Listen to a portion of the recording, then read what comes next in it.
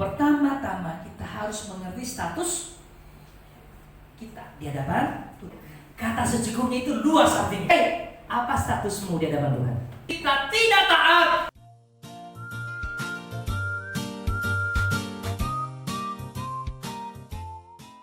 Shalom. Oke, shalom Bapak Ibu. Ya, puji Tuhan, hari ini kita beribadah kembali. Ya, minggu yang lalu saya tidak hadir karena saya harus menemani anggota. Sudah sangat merindukan ibadah di gereja, cuma karena di gereja kita belum bisa hadir anak-anak. Jadi hari Minggu itu dilema bagi saya. Pagi-pagi udah siap, tapi anak-anak dari pagi itu udah nanya, Pak, antarkan di gereja. Jadi satu hari Minggu kemarin itu kita ibadah di tempat gereja lain yang karena memang mereka tidak masih sedikit dan masih bisa dibawa anak-anak. Kita ibadah di sana.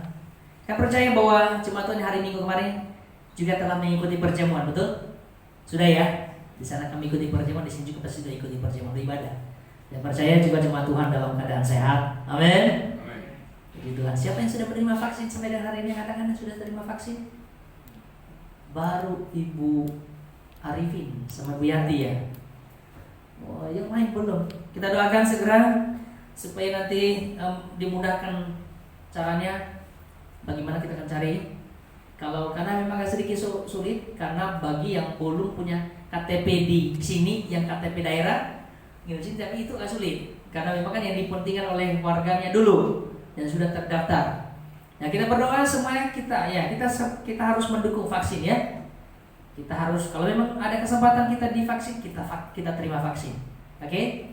Tapi dalam nama Yesus. Ada darah dan diri Yesus yang boleh mengikuti kita. Amin. Nah, hari ini saya coba membagikan. Pertama, akhir-akhir ini banyak sekali anak Tuhan yang hampir lupa, hampir tidak tahu statusnya di hadapan Tuhan. Akhir-akhir ini banyak anak Tuhan dalam kondisi keadaan ini, banyak yang sudah lupa statusnya di hadapan Tuhan. Kalau status pribadi masih ingat, betul? Kalau saya tanya yang luas, statusnya berapa? Status masih single, betul? Kalau saya tanya sama Pak Adrian, status Pak Adrian apa? Pasti jawabnya apa? Sudah menikah. Tahu? Tetapi ketika malaikat nanya kepada saudara-saudara, apa statusmu di hadapan Tuhan? Coba buka Yohanes pasal 1 ayat 12. Ini saya mulai dulu dari awal. Yohanes pasal 1 ayat 12.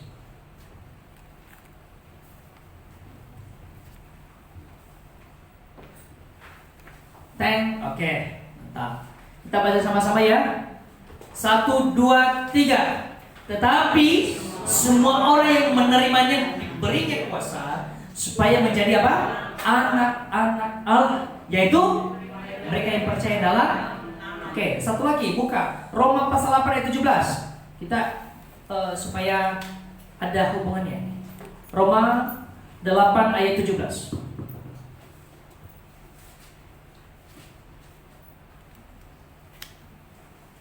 Oke, sudah dapat ini Roma 8 ayat 17, Bapak Ibu.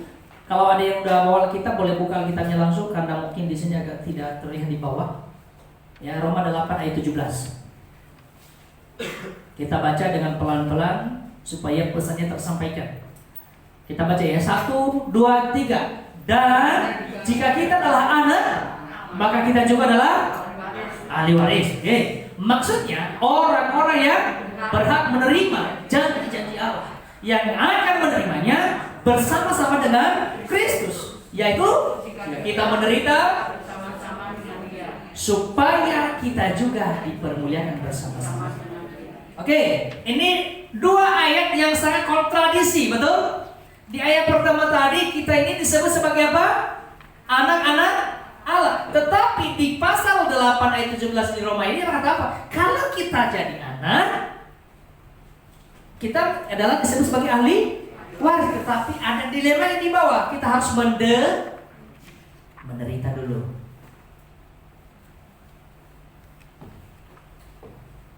Ada yang mau menderita? Atau ada yang sedang menderita? Halo jemaat Tuhan, ada yang sedang menderita? Menderita sakit hati? Nggak ada ya? Puji Tuhan, jemaat Tuhan, GBI tidak ada yang sakit hati. Amin. Ada yang menderita sakit dompet? Banyak. Kalau begitu, nah tuh Tuhan dengar doa kita. Bapak, banyak yang menderita sakit dompet Tuhan. Hari ini mau menerima penyembuhan sakit dompetnya? Mau disembuhkan dompetnya? Nah ini kata firman Tuhan. Setiap orang yang menerimanya diberi kuasa untuk apa? Menjadi anak-anak Allah. Tetapi bagi mereka yang percaya. Oke, satu poin pertama. Status di hadapan Tuhan adalah orang percaya, disebut sebagai anak Allah, betul? Disebut sebagai anak Allah karena kita orang percaya. Bapak Ibu orang percaya? Kalau ada yang belum percaya, berangkat tangannya, kita doakan dulu di depan. Sudah percaya semua? Percaya kepada siapa? Kepada Tuhan Yesus ya. Sudah percaya kepada Yesus sebagai juru selamat ya. Amin. Oke, yang kedua, di firman Tuhan di ayat pasal 8 ayat 17 berkata begini, kita bukan hanya anak, tetapi kita adalah ahli waris. Siapa yang menjadi ahli waris? Nah, itu bapak kita besok mau bagi bagian tanah besok tuh, bagian harta besok bapak kita. Mau menerima? Bapak kita tuh luar biasa, harta kekayaannya. Besok dia mau bagi-bagi, tapi dia bagi satu persatu.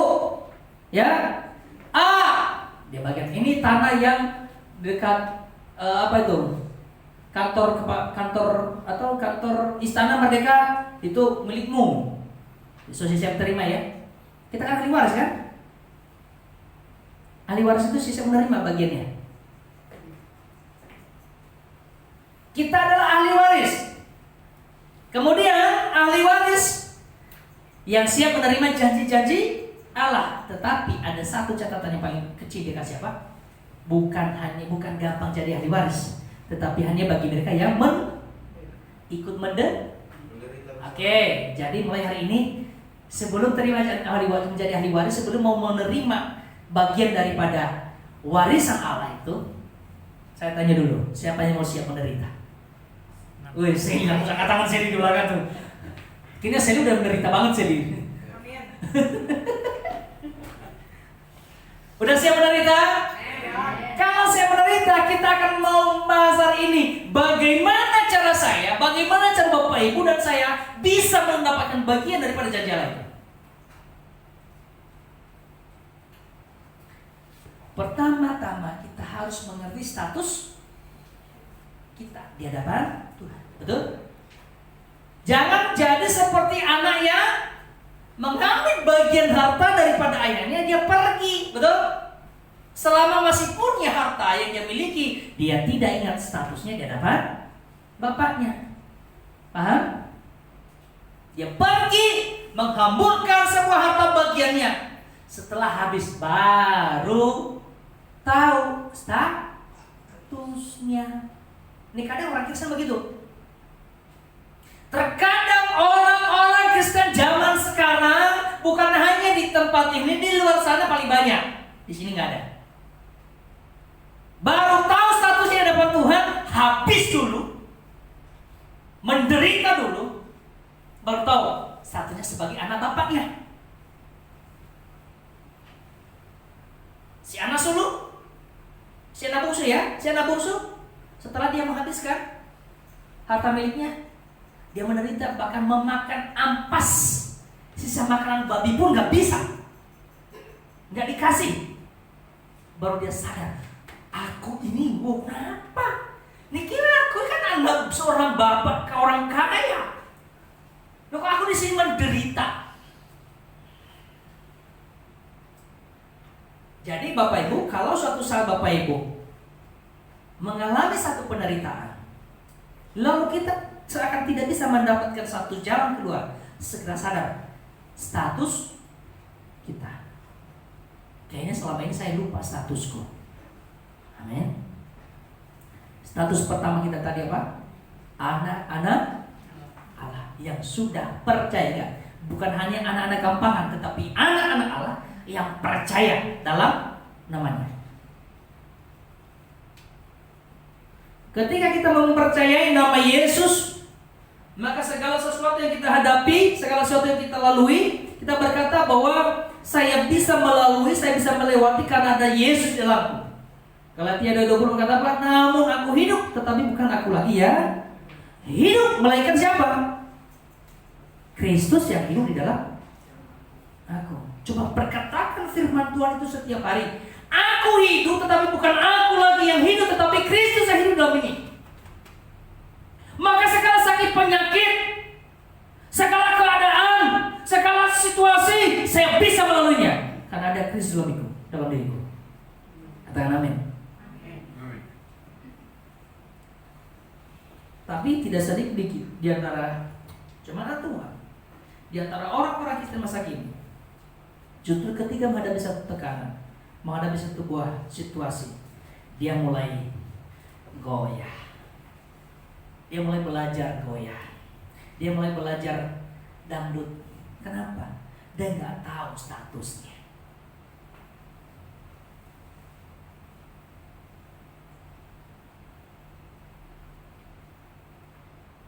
Saya tanya Bu Ani, kalau punya Bu Ani anaknya, dia udah buat salah, dia pergi jauh, Ibu Ani biarkan dia kan? Suatu saat dia kembali, dia sadar, Mama saya datang. Apakah Ibu Ani tidak terima? Pasti Ibu Ani terima. Sambut dia dengan penuh sukacita. Anakku sudah balik, anakku sudah pulang. Ternyata anakku tidak melupakan. Dia masih ingat ibunya, dia masih ingat statusnya. Sama hanya dengan Tuhan. Ketika saya dan saudara menyadari status kita di dalam Tuhan, kita kan, Tuhan, aku sudah salah, aku sudah salah langkah selama ini. Tuhan, aku lupa. Tuhan, mataku buta, mata hatiku buta, Tuhan. Tuhan begitu bersuka cita, malaikat berlaska-laska memuji Tuhan dan menyambut saya dan saudara. Untuk apa? Untuk kita bisa menerima bagian daripada kerajaan Allah itu.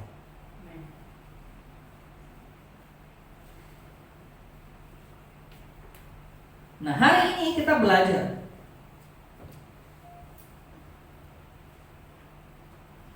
sebagai anak-anak Allah, sebagai ahli waris.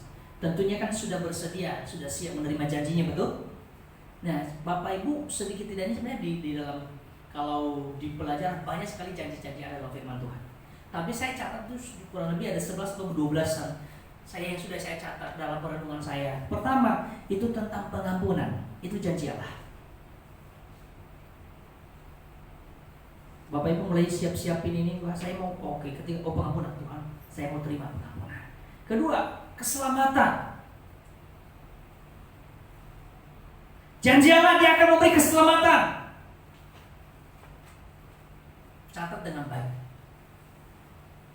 Ketika hidup kekal, dunia ini adalah hidup yang fana, tetapi dia menyediakan kehidupan kekal. Itu janji Allah. Yang keempat, dia memberikan kebijaksanaan bagi saya dan saudara. Dia memberikan kemampuan, hikmatnya, agar kita menjadi orang yang bijaksana. Kemudian dia memberikan kesembuhan.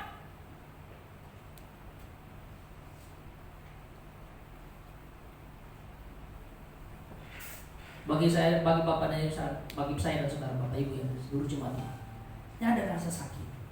Janji Allah, dia akan berikan kesembuhan bagi anak-anaknya, bukan bagi anak-anak gampangan. Yang saat ini merasa ada rasa sakit, ada sakit yang selama ini tidak bisa sembuh, katakan dalam nama Yesus, saya telah menerima kesembuhan itu. Yang keenam, dia berikan kekuatan untuk tahan uji, menghadapi tantangan keadaan, bukan melepaskan masalah, tapi dia berikan kekuatan untuk menghadapi tantangan masalah itu.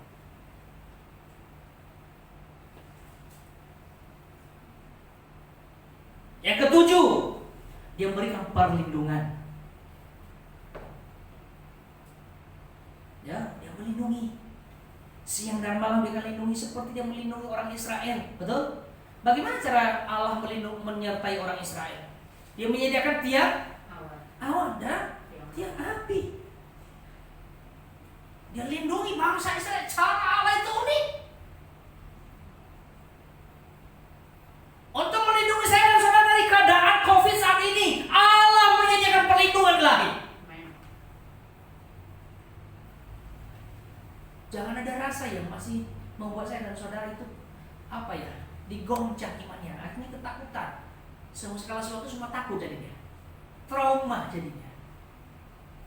Katakan firman Tuhan, saya berkata dalam hati, aku telah menerima perlindungan itu. Yang berikutnya, dia memberikan pertolongan di dalam kesesakan. Kadang kita tidak bisa mendapatkan solusi, kita tidak bisa mendapatkan jalan keluar, kita mengalami kesesakan, tetapi Allah hadir di sana untuk memberikan pertolongan. Itu janji Allah. Janji Allah kepada Paulus. Paulus bilang apa? Di dalam kelemahanku, kuasa Allah sempurna.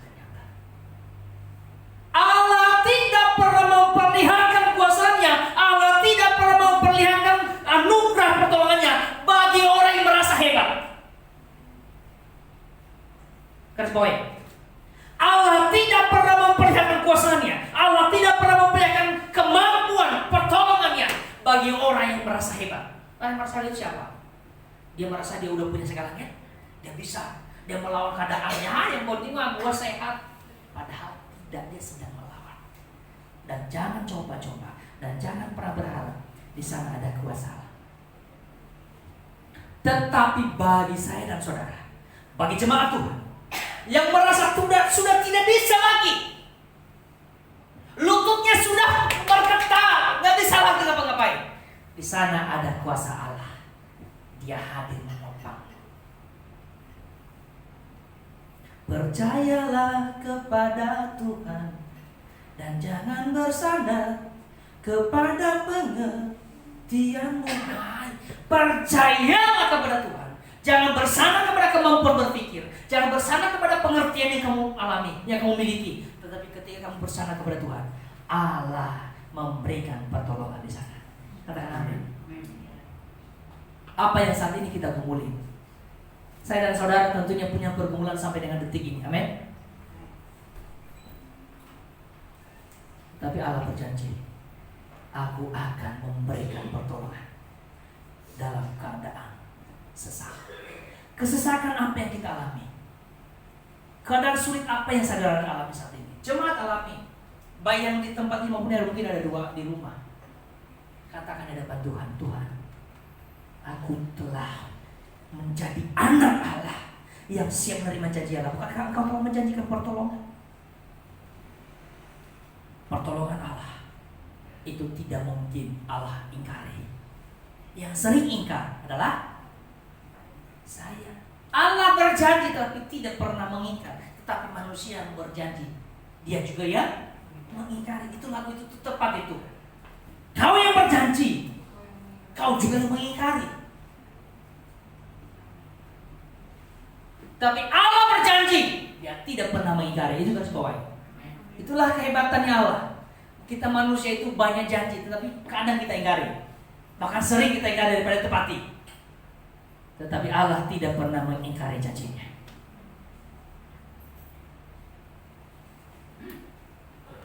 Yang berikutnya, apa saja? Memenuhi kebutuhan saya dan saudara. Katakan memenuhi, mencukupkan. Dan di dalam Filipi pasal 19 itu sangat jelas. Coba buka Filipi 4 ayat 19. Filipi 4 ayat 19.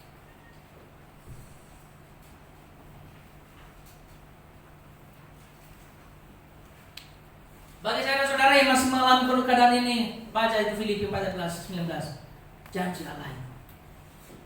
Baca bersama. 1, 2, 3. Allah akan memenuhi segala keperluan menurut kekayaan dan kemuliaannya. Ingat loh, Allah memenuhi segala, bukan hanya satu, segala. Katakan segala. Apa sih yang kita butuhkan di dunia ini? Ingat, Tuhan penuhi segalanya.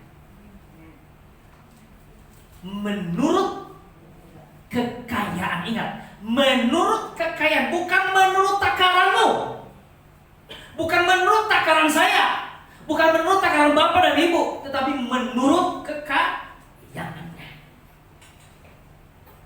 dan kemuliaannya dalam Kristus. Artinya begini Bapak Ibu. Contoh, ini saya punya anak kan 3. Ada Stephen, ada Zeta, dan ada Afni. Kalau saya suatu saat sudah punya kekayaan begitu banyak kekayaannya, pertanyaan itu buat siapa? Buat siapa? Ya buat anak saya.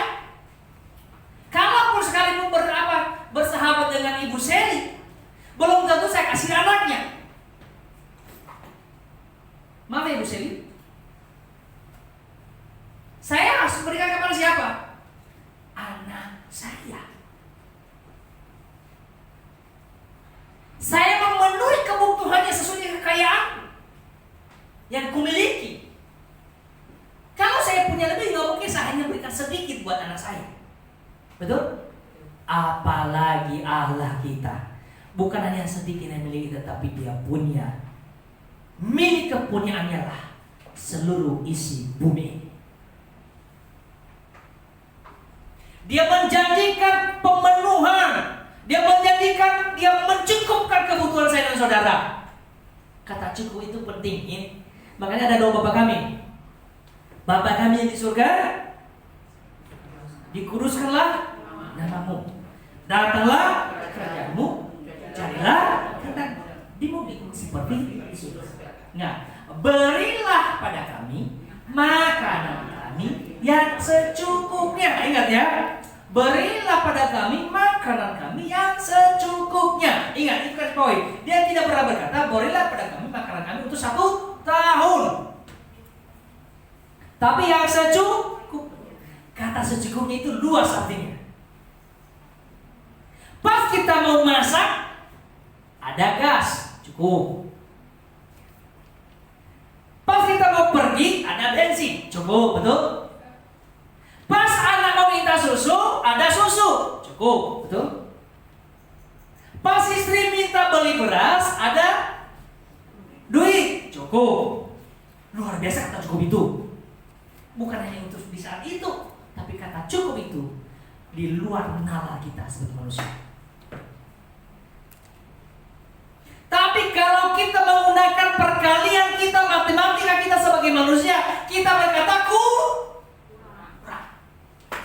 Itulah matematika kita. Matematika kita 1 tambah 1 sama dengan 2. Matematika 1 tambah 1 sama dengan 1. Itu matematika, itu di luar pikiran dia, di luar pikiran kita. Itu nggak bisa kita jangkau pikirannya dia. 1000 hari sama dengan 1 hari kok sama dia. Itu matematika lah.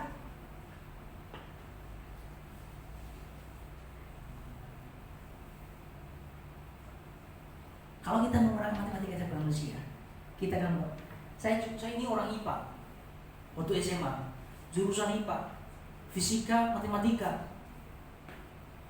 Tapi kalau udah bicara masalah fisika matematika itu sebelum gajian udah hitung gaji sekian, lo kontrakan sekian, bayar angsuran sekian, berikan perpuluhan sekian, sisanya sekian, nggak ada lagi ya. Mulai ada rasa khawatir. Makanya saya sama istri nggak pakai matematika lagi, nggak pakai matematika. Udah nggak usah, yang penting keluar. Tetap habis, ya masa habis? Tak, masih ada. Cara Tuhan luar biasa. Kalau kita pakai cara Tuhan, dahsyat, luar biasa. Sampai dengan detik ini, Tuhan pelihara. Saya sama istri saya sejak menikah, baru saudara awal menikah langsung berhenti, nggak pernah dia. Saya kerja, dia nggak kerja. Anak saya ini 3 anak. Tapi cara Tuhan, kalau dipikir cara manusia, PNS, gaji PNS saja nggak cukup kalau dipakai perkalian matematika manusia. Tapi ketika saya menggunakan perkalian surga, saya bilang begini, Ebenezer, sampai detik ini Allah tidak membiarkan sedetik pun. Memang terkadang kita lelah, betul? Lutut ini kadang gemetar. Tapi di sana Allah berkata begini, anakku, mari kepadaku. Pernah satu bulan lalu saya sampaikan kan? Firman Tuhan berkata apa? Bagaimana kita mengalami Tuhan? Saat kita datang, sadari bahwa kita lelah. Datang kepada Tuhan. Apakah langsung ada jawabannya? No, betul? No, kita baca nanti Yakobus. Enggak langsung ada jawabannya. Nah ini kita lihat ini. Bagaimana kita mengalami janji Tuhan itu? Bagaimana kita bisa mendapatkan janji Tuhan? Yakobus pasal 5. Ini janji Tuhan. Kita lihat di sini. Ini luar biasa. Yakobus 5 ayat 7 sampai 11. Inilah seorang petani.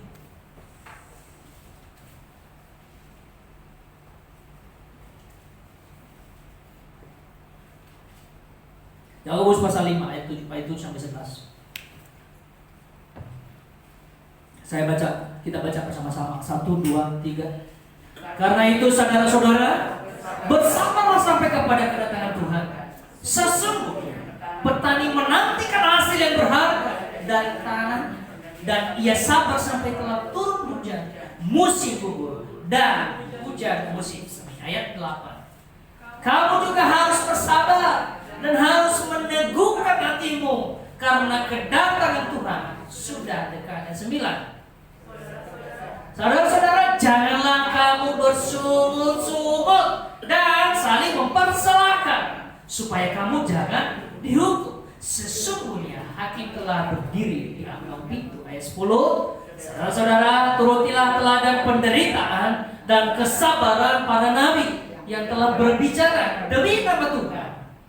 Sesungguhnya kamu menyebut mereka berbahagia, yaitu mereka yang telah bertekun.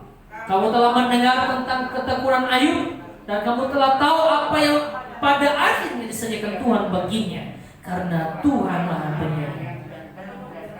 Coba dari sini, karena Tuhan Maha Penyayang dan penuh belas kasih.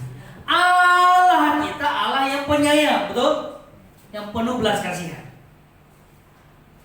Tetapi kita lihat dari belakang tadi, seorang petani, dia tidak harus langsung menerima hasil panennya. Betul? Di ayat 7 dibilang apa? Saya bacakan untuk kita. Karena itu saudara, bersabarlah sampai kepada kedatangan Tuhan. Sesungguhnya petani menantikan hasil yang berharga di tangannya, dan ia sabar sampai telah turun hujan musim gugur dan hujan musim semi. Petani sawah adalah diuji kesabarannya juga. Dia ingin membuka sawah, tetapi hujannya tidak turun-turun. Yang ada malah musim kemarau. Menguji kesabaran seorang petani. Setelah dia menanam tanaman lain di dalam sawahnya, supaya ada hasilnya, dan dia tidak bisa langsung dapatkan. Dia butuh proses. Saya dan saudara untuk menerima janji Allah, untuk menerima, tadi ada 11 ya, ada 11 janji Allah yang sebenarnya masih banyak, tapi ada 11 yang saya sampaikan tadi itu. Ada tadi memenuhi kebutuhan, kemudian melepaskan dari jerat maut dan memberi masa depan.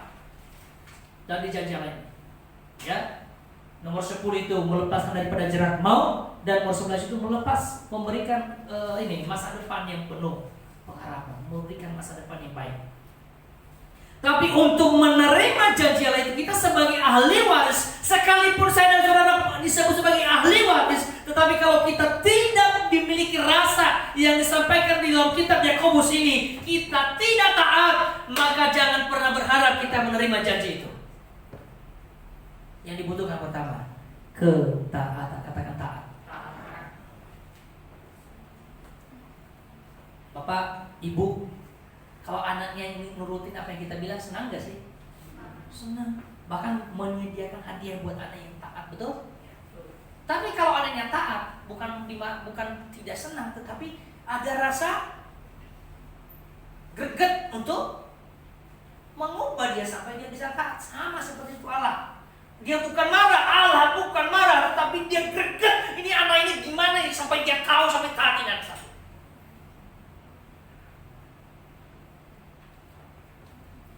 Butuh ketaatan. Yang kedua, kalau kita melihat di dalam kitab Yakobus pasal 5 ayat 7-11 tadi, itu butuh kesabaran. Katakan kesabaran. Butuh kesabaran. Seorang petani dia butuh kesabaran sampai hasil panennya ada. Dia harus menanam, dia harus membersihkan rumputnya, dia harus menjaga daripada lalang pelahap, dia harus menjaga daripada burung pipit, betul? Dia harus menjaga supaya tidak datang tikus untuk menghabiskan semua hasil panennya. Lalu 3-4 bulan kemudian baru dia dapatkan hasil daripada kebunnya. Kesabaran dibutuhkan untuk menerima contoh selama ini. Kita menantikan janji Tuhan untuk kesembuhan sudah sekian lama, tapi Allah menjanjikan tidak langsung semudah mengembalikan telapak tangan, tetapi Allah tepat pada waktunya dia akan nyatakan itu. Bersabar sampai hari Tuhan. Bersabar sampai waktunya Tuhan. Dia berikan jawaban untuk setiap persoalan saya dan saudara.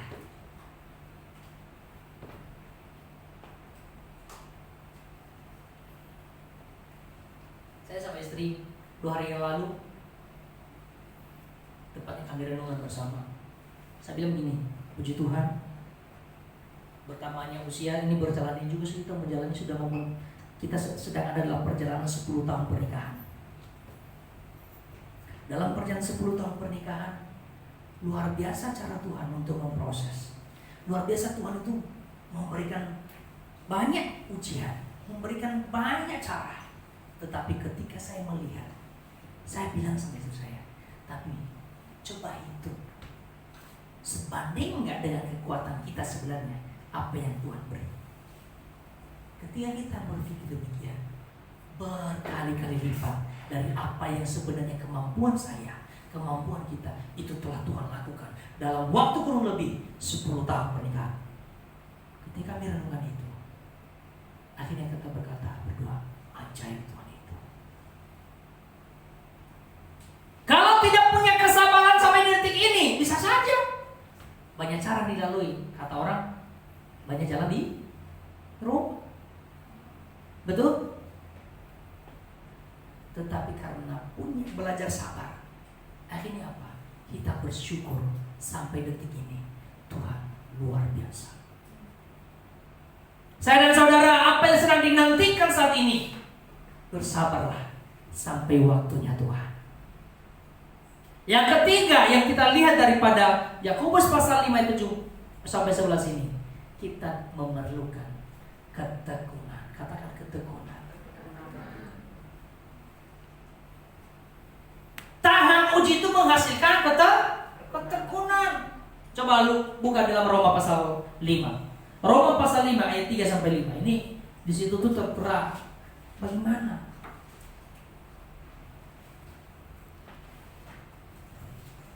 Roma pasal 5. Ya, ayat 3. 1, 2, 3 baca. Dan bukan hanya itu saja, kita malah bermegah juga dalam kesengsaraan kita, karena kita tahu bahwa kesengsaraan itu menimbulkan ketekunan. Ayat 4. Ketekunan menimbulkan tahan uji, dan tahan uji menimbulkan pengharapan. Ayat 5. Dan pengharapan tidak mengecewakan, karena kasih Allah telah dicurahkan di dalam hati kita oleh Roh Kudus yang telah dikaruniakan kepada kita. Wow! Ketika kita belajar hidup tekun, maka akan menghasilkan yang lainnya. Betul? Orang yang sudah hidupnya tekun dalam segala apa yang dia cita-citakan, dia mengalami, dia bertekun dalam setiap apa yang dia kerjakan, maka dia akan mendapatkan hasil yang lebih luar biasa. Dia punya pengharapan. Dia tahan uji. Saya dan saudara, sampai dengan detik ini kita menjadi bagian daripada itu. 1 tahun tepat di bulan Maret ini, betul ya? 1 1 tahun tepat masa pandemi di bulan Maret ini. Kita merayakan COVID-19 di bulan Maret ini, betul? Ulang tahun setahun ya kan? Udah ulang tahun di bulan Maret ini. Bertepatan dengan ulang tahun saya dengan Ibu Cahyo. Luar biasa, COVID ulang tahun bersama dengan kita Ibu di bulan ini.